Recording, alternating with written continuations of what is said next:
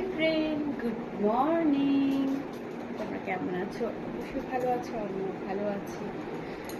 তো এই যে দেখো আমি কি ড্রেস পরেছি।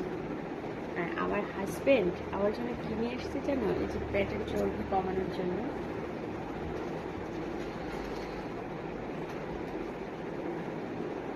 এই যে দেখো কত সুন্দর একটা কিনে আসছে। পেটের চর্বি কমানোর জন্য সেই যন্ত্রটা নিয়ে আসছে।